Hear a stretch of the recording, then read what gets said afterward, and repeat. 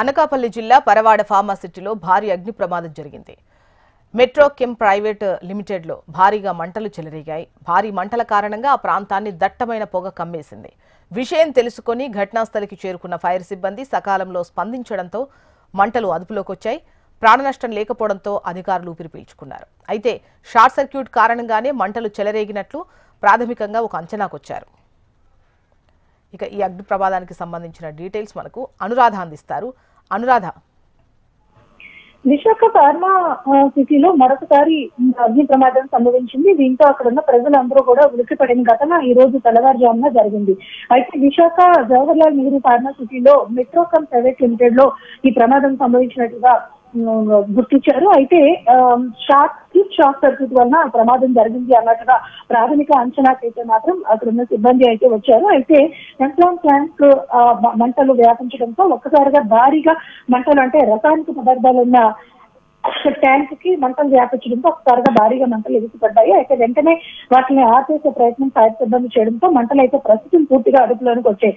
అయితే సంఘటనా స్థలానికి చేరుకున్న పోలీసులు అలాగే ఇతర అధికారులు కూడా ప్రస్తుతం అక్కడ ప్రమాద సంఘటనా స్థలానికి సంబంధించిన అంచనాలు అయితే వేస్తూ ఉన్నారు. ప్రాణ నష్టం అయితే ఏమీ జరగలేదు. ఆస్తి నష్టం మాత్రం సంభవించింది. ఆస్తి నష్టం ఎంత మేరకు ఉండే అవకాశం ఉంది అన్న దాని మీద ప్రస్తుతం సిబ్బంది నుంచి, యాజమాన్యం నుంచి ఆరా తీస్తూ ఉన్నారు. అయితే ఇటీవల కాలంలో చూస్తే కనుక తరచూ ఫార్మా సిటీలో ఈ ప్రమాదాల సంఖ్య పెరుగుతూనే ఉంది. అయితే ప్రమాదాలు దాదాపుగా నెలకొకటి జరుగుతూ ఉన్న నేపథ్యంలో అక్కడ సేఫ్టీ ఆడిట్స్ కానీ, లేకపోతే పొల్యూషన్ కంట్రోల్ బోర్డుకు సంబంధించిన నివేదికలు కానీ, ఇతర పరిశ్రమల శాఖకు సంబంధించిన నివేదికలు కానీ పూర్తి స్థాయిలో ప్రమాదం జరిగినప్పుడు కమిటీలు వేయడం, ఆ కమిటీలు నివేదికలు ఇస్తున్నాయని చెప్పడం తప్పే దాని మీద కఠినమైన క్రిమినల్ చర్యలు లేకపోవడం వల్ల ఇలాంటి ప్రమాదాలు నిర్లక్ష్య ధోరణితో జరుగుతూ ఉన్నాయని కార్మిక సంఘాలు ఆరోపిస్తూ ఉన్నారు. ఇలాంటి ఘటనల్లో కార్మికులే పెద్ద ఎత్తున నష్టపోతున్నారు. కాబట్టి ఇలాంటి విషయాలు మళ్ళీ పునరావృతం కాకుండా ఉండాలంటే ఖచ్చితంగా ఏదైతే కేసులు నమోదు చేస్తున్నారో ఆ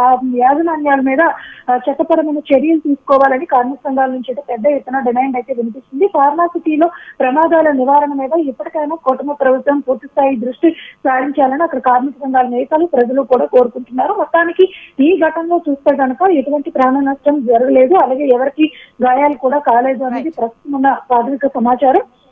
అయితే మంటలు అయితే పూర్తిగా అదుపులోకి వచ్చింది. ప్రమాదం ఎలా జరిగింది అన్న దాని మీద మాత్రం ఇటు పోలీసులు, అటు ఇతర సిబ్బంది కూడా ఆరా తీస్తూ ఉన్నారు. రైట్ అనురాధ.